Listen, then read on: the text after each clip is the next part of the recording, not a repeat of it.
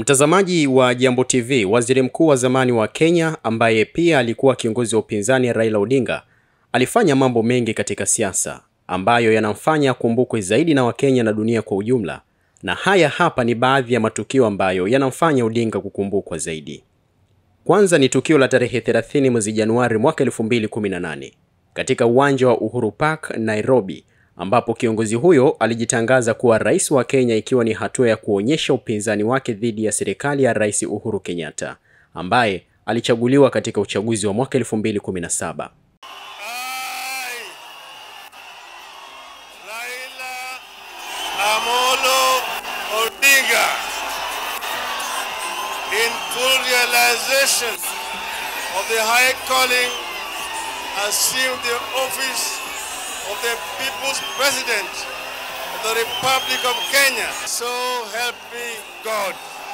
Tukio hili lilihudhuriwa na wafuasi wengi wa Raila na viongozi wa upinzani, na lilikuwa na maana kubwa kisiasa, kwani lilionyesha mgawanyiko wa kisiasa nchini Kenya. Raila alijitangaza kuwa rais wa tatu na alisisitiza kuwa alichaguliwa na wananchi licha ya kutokukubalika na serikali rasmi. Hata hivyo, tukio hilo lilisababisha mzozo wa kisiasa na kupelekea serikali kuchukua hatua za kiusalama, ikiwa ni pamoja na kuzuia baadhi ya viongozi wa upinzani na wafuasi wa Raila. Hii ilikuwa ni sehemu ya mchakato wa kisiasa ambao umekuwa na athari kubwa kwa siasa za Kenya. Jambo la pili ni kuwahi kushitakiwa kwa uhaini pamoja na vipingamizi vingine vya kisiasa. Raila alikamatwa mara kadhaa kutokana na shughuli zake za kisiasa, hasa wakati wa utawala wa Rais Daniel Arap Moi. Katika mwaka wa 1982 alikamatwa na kuwekwa gerezani kwa muda wa miezi kadhaa baada ya kuhusishwa na jaribio la mapinduzi ya kijeshi, ambapo pia alishitakiwa kwa makosa ya uhaini. Alikuwa mmoja wa viongozi wa kisiasa waliokuwa wakikabiliwa na ukandamizaji mkali wakati huo. Baada ya kuachiliwa, Raila alijitosa tena katika siasa na kuendelea kupigania demokrasia na haki za binadamu. Katika uchaguzi wa mwaka 2007 alikabiliwa na changamoto kubwa na ghasia zilizosababishwa na matokeo ya uchaguzi, ambapo alikamatwa tena na kuwekwa chini ya ulinzi kwa muda mfupi. Kipindi chake gerezani kimekuwa sehemu ya historia yake kisiasa, ikionyesha jinsi alivyokabiliana na ukandamizaji na jinsi alivyoweza kuendelea kuwa kiongozi wa upinzani nchini Kenya. Raila amekuwa na ushawishi mkubwa katika siasa za Kenya na mara nyingi anachukuliwa kama mmoja wa viongozi wakuu wa kisiasa nchini humo.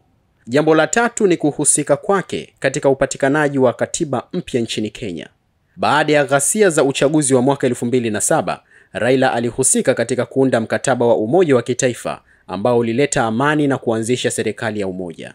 Mkataba huu ulijumuisha ahadi za kufanya mabadiliko ya katiba kama njia ya kuboresha utawala na kuzuia ghasia za kisiasa katika siku zijazo.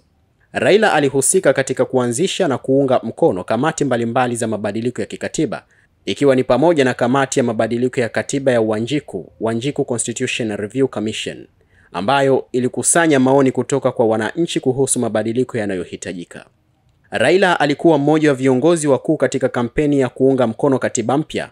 Alifanya mikutano na kampeni za kuhamasisha umma kuhusu umuhimu wa katiba hiyo, akisisitiza kwamba itasaidia kuimarisha demokrasia, haki za binadamu na utawala bora.